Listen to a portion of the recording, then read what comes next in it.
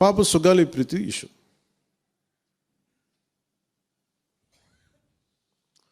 పండ్లున్న చెట్టుగా రాళ్ళు పడతాయంటారు. ఎవరైతే చేయూతనిస్తారో, ఎవరైతే ఆధారం ఇస్తారో వాళ్ళని తిడితే ఎట్లాగా? అసలు ఈరోజు సుగాలి ప్రీతి అనే కేసు ఎలా ఎక్కడి నుంచి బయటకు వచ్చింది మీరు చెప్పండి. ఇలాంటి అన్యాయం జరిగిందని ఎవరికి తెలుసు? ఈ రోజున గత ప్రభుత్వం 2019, 2024లో ఒక ప్రభుత్వం మీద, అప్పుడు ముఖ్యమంత్రి మీద మాట్లాడటానికి అసలు ఎవరికైనా ధైర్యం ఉందా? ఒక ముఖ్యమంత్రిని ఒక మాజీ ముఖ్యమంత్రిని ఆ టైంలో అరెస్ట్ చేస్తే రావడానికి ఎవరు లేరు రోడ్ల మీద. అలాంటి పరిస్థితుల్లో ఓడిపోయి 2 చోట్ల ఓడిపోయి ఉన్న ఒక ఎమ్మెల్యే వాళ్ళ పార్టీకి వెళ్ళిపోతే ఏ మానసిక స్థైర్యం, ఏ ధైర్యం, ఏది ఉంటుంది చెప్పండి ఎవరికైనా? మరి అలాంటి సమయంలో నేను ఒక తల్లి పడ్డ వేదన తీసుకున్నాను. నాకే సరదానా 2 లక్షల మంది జనం మధ్యలో నడుచుకుంటూ వెళ్ళి ఆ సమస్యను హైలైట్ చేసి వాళ్ళు సిబిఐకి ఇచ్చారు. సిబిఐకి ఇస్తే మన ఇంటర్నల్ పేపర్ వర్క్ మనకి ఎలా తెలుస్తుంది?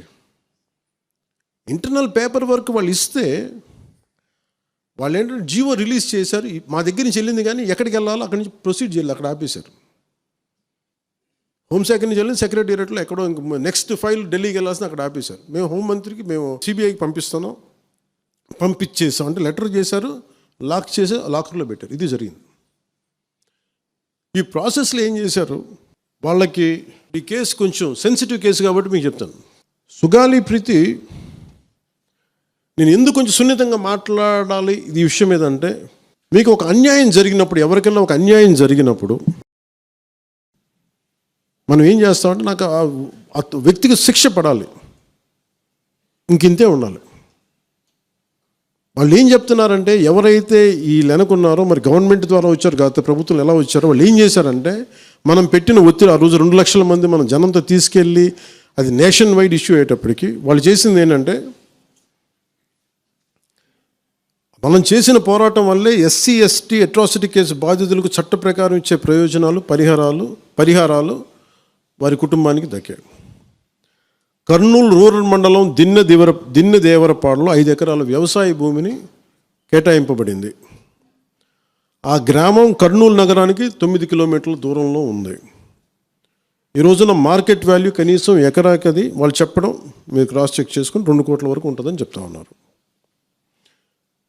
వీరి కుటుంబానికి కర్నూలు కార్పొరేషన్లో కల్లూరు వద్ద 5 సెంట్ల ఇంటి స్థలాన్ని కేటాయింపు చేసిన ప్రభుత్వం. సెంటు 10 లక్షల నుంచి 15 లక్షల వరకు ఉంటుంది.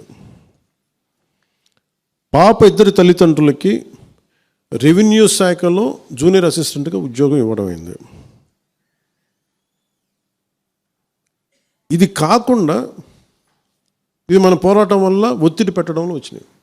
ఇవి కాకుండా నేను ఫస్ట్ టైం ఛార్జ్ తీసుకోగానే మొదట చెప్పిన మాట, పాపకి న్యాయం జరగాలి, ఏమేమి జరిగిందని సిఐడి చీఫ్ని నేనే తెలియజేశాను. డీజీపీ గారికి పంపించాను, అప్పుడు డీజీపీ గారికి తిరుమలరావు గారు, అలాగే సిఐడి అధికారులకు చెప్పాను, ఉన్నతాధికారికి, హోమ్ మినిస్టర్ గారికి చెప్పాను. ఇవన్నీ చెప్తే పోలీసు సిఐడి వాళ్ళు చెప్పింది ఏంటంటే, అసలు అప్పట్లోనే ఎవరైతే దీని వెనక కుట్ర వెనక ఉంది ఇవన్నీ చెప్తున్నారో ఏ డిఎన్ఏ తారుమారు చేశారు. ఎలా తారుమారు చేసి ఉండాలి? ఈ ఒత్తిడిలో వీళ్ళకి భూములు అవి ఇవి ఇచ్చేసి,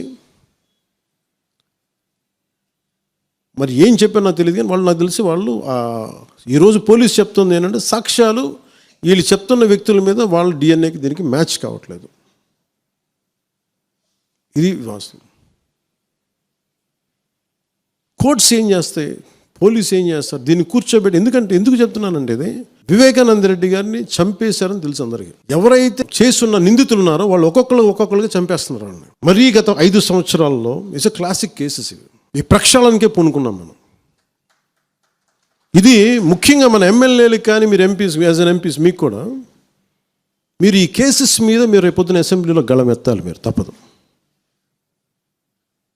ముఖ్యంగా లా అండ్ ఆర్డర్, వీళ్ళు అందరూ తప్పించుకుంటూ వెళ్ళిపోతే ఇట్లా ఒక సోషల్ అన్రెస్ట్ వస్తుంది దీనివల్ల. అంటే వ్యక్తికి ఒక నేరస్తుడు చేసిన, ఒక కులానికి చెందుతాడు ఏదో ఒక నేరస్తుడు, మనం ఏం చేయలేము దానికి.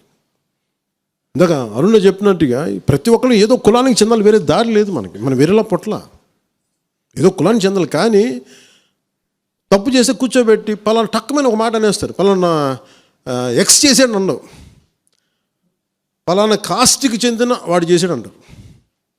అసలు ఇంత కాస్ట్ ఎక్కడి నుంచి వచ్చి తెలియదు క్రైమ్కి. సో అందుకని మేము బీయింగ్ లీడర్ నేను చాలా సెన్సిటివ్గా మాట్లాడాలి. మరీ నేను మిగతా వాళ్ళు గబుక్కున మాట్లాడేసి గత ప్రభుత్వ నాయకులు మాట్లాడేసి వెళ్ళిపోవచ్చు, ఈజీ అది. కానీ నేను అలా మాట్లాడకూడదు. దట్టు నేను ఇప్పుడు డిప్యూటీ సీఎం పదవిలో ఉన్నాను కాబట్టి నేను చాలా ఒళ్ళు దగ్గర పెట్టుకుని మాట్లాడాలి. అందుకని ఇవన్నీ మీరు ఒక్కసారి దీంట్లో కూడా ఆ పాపకి న్యాయం జరగాలి, దోషులుంటే శిక్షింపబడాలి, దాంట్లో అసలు ఎప్పుడు లేదు. కానీ ఇలా ఒత్తిడి పెట్టాల్సిన వారికి కూడా నా విన్నపం ఏంటంటే, మీరు అసలు ఈ కేసు ఎవరి వల్ల బయటకు వచ్చింది మీరు చెప్పండి. సో మా త్రికరణ శుద్ధిని, మా చిత్తశుద్ధిని మీరు తక్కువ ఎంచిన. ఇక్కడ కేసులు వాళ్ళు కూర్చోబెట్టి నేను వెళ్ళి సాక్ష్యాధారాలు నేనేం క్రియేట్ చేయలేను. అక్కడ గత ప్రభుత్వం చేసిన తప్పులు కొనేసారు వీళ్ళు చాలామందిని. మరి ఏం కొన్నారు, ఎలా కొన్నారు, దీని మీద కేసు పెట్టాలి. ది లెట్ ఎంటైర్, ఇది నా ఒక్కడి కేసు కాదు, ఇది ఎంటైర్ సొసైటీకి ఇది సిచ్యువేషన్. మీరందరూ కూర్చొని ఒకసారి మన ఎమ్మెల్యేస్ అందరూ కూడా, మన నాయకులందరూ కూర్చోబెట్టి you try to take it to home minister గారు, including law and order CM గారి దృష్టిలో చేతిలో ఉంటుంది. కాబట్టి నేను ఇంతకుమించి దీని మీద మాట్లాడకూడదు. అందుకని నేను శిక్ష పడాలని కోరుకుంటాను. ఇంతకుమించి కాకపోతే ఏమైపోతుంది, నా మీద నన్ను లాగడం చాలా తేలిక అందరికీ. ఎందుకంటే నేను మెత్తని మనిషిని కదా, నా మీద రాళ్ళు వేసేయండి ఈజీ, నా చొక్కా పట్టుకోవడం ఈజీ. అదే గత ప్రభుత్వం ముఖ్యమంత్రిని పట్టుకోమని చెప్పండి, ధైర్యం కూడా చేయరు, ఇప్పటికీ ధైర్యం చేయరు. ఎందుకంటే వాళ్ళ మనుషులు ఇళ్లలోకి వచ్చి కొడతారు, క్రిమినల్స్ వచ్చి ఇళ్లలోకి వచ్చి కొడతారు, చంపేస్తారని భయం. మనం ప్రజాస్వామ్యం కదా, మనం భరించాలి.